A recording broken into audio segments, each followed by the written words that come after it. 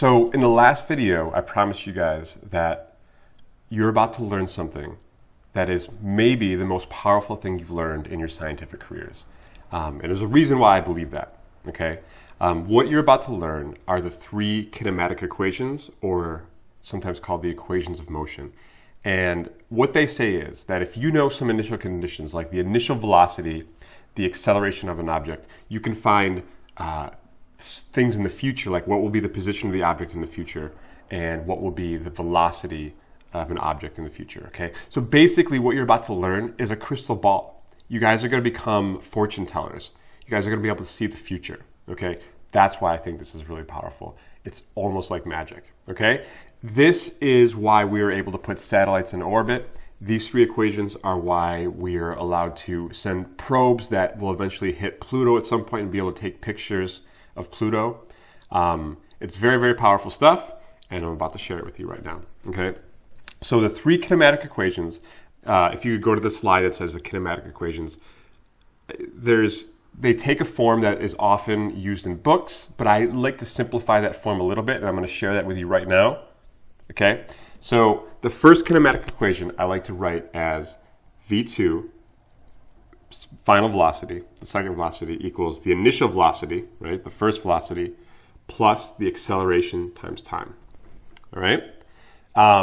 Second is V2 squared, final velocity squared, equals initial velocity squared, plus 2 times the acceleration times the distance traveled by the object, okay?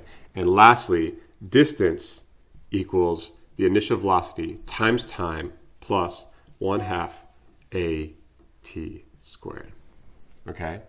So these are the three kinematic equations, and with these you could predict the future of any object's motion as long as you know the acceleration. Now I should say one caveat, and that is that these equations only work when acceleration is constant, okay? So keep that in mind. How do we actually approach these for these like fortune teller or future reading problems, okay? Well, I'm about to tell you right now. There's a three-step process. If you guys could go to the next step or slide. It's 3 steps to solving every kinematics problem, okay? If you follow this 3-step process, you can't go wrong, okay? This is designed to get you the right answer every time. So here we go. The first step is always to do what I call making a laundry list, okay? And a laundry list is simply, we have 5 variables in these 3 equations, so you make a list of those 5 variables so that you can fill them in and know exactly what you have, okay? So don't take a shortcut. Do this always from the beginning. I've been doing these problems for over 20 years, and it's crazy that I can even say that, but I still make a laundry list every time I start a kinematics problem. So you should too. Okay, so first, V1, V2, A, D, T. These are all my variables, okay? So that's the first thing you do. You make a laundry list. Second thing you do is you use that list, right? Depending on what you have here, you use that list to pick which of the 3 kinematic equations you want to use, all right? And third, you simply solve for the variable in the equation that you're looking for, okay? Now, all of this sounds very abstract until we actually button down and do a problem. So we're going to do that. I have always been fascinated by really tall buildings, okay? Currently, the tallest building in the world is the Burj Khalifa, okay? It is 800 meters tall. That means, 0.8 of a kilometer into the sky, right? Mind-blowing to me. I've never seen it, and someday I hope to. For those of you who don't know, that currently in Saudi Arabia, it's being outdone with a building that's planned on being a kilometer tall, reaching a kilometer into the sky. But I've always been fascinated with the question of, if I'm standing on the very top of this 800 meter tall building and I drop a gumball or something like that, right? How fast will it be going at the bottom? And will that speed compare to like a speeding bullet, okay? Fascinating question, at least for me. So how do we solve this? How can we use kinematics to solve that question, okay? Well, that's what we're about to do. We start with step 1, the laundry list. We ask ourselves, if we're about to drop that gumball, what are the 5 variables that we have. Okay, well here, I'm releasing this gumball from rest, right? And then it's accelerating. So my initial velocity should be 0 meters per second, okay? And my final velocity, when it hits the ground, that's the variable I'm looking for, right? Since I'm looking for that variable, I just put a question mark right there, all right? This question mark reminds me that's what I'm looking for, okay? What is the acceleration? Well, we know that acceleration is 9.8 meters per second squared on Earth, okay, in free fall, when things are in free fall. So normally I would have to put a negative sign there, but I'm only dealing with one direction, right? I'm going down, so I can call down positive and everything's fine. So for the sake of this problem, I'm going to make that that simplification, okay? D, which is the distance, how far is that object traveling, right? Well, if it's falling from the top up to the bottom of an 800 meter building, that's going to be 800 meters. Again, because you're going down, technically that should be negative, but I'm going to call down the positive direction, okay? Just because I'm allowed to do that. And T, do we know how long it was in there? How long that journey was to the bottom? By the way, I'm just going to draw this here. This is the Burj Khalifa. Here's my gumball. And here it is falling to the ground, okay? Do I know the time? I don't. I don't know how long this guy was in the air, right? So if I don't know it and I'm not solving for it, I usually put an X, right? Or the poop emoji. It's the crap.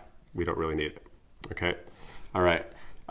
So step 1 of the 3-step process is down. We have our laundry list, okay? All right, so advance the slide to step 2, use laundry list to pick your equation. Guys, there's only one equation over here that has the 4 variables that we have and need over here. What do we have and need? We have V1, we need V2, we have A, we have D, right? So which of these equations has V1, V2, A, and D?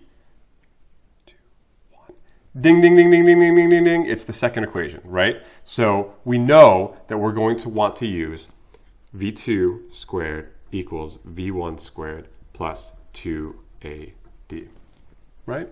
Okay, last step, the 3-step process, substitute and solve for the win. Okay, V2, that's what we're looking for. We're going to leave that as our variable, okay?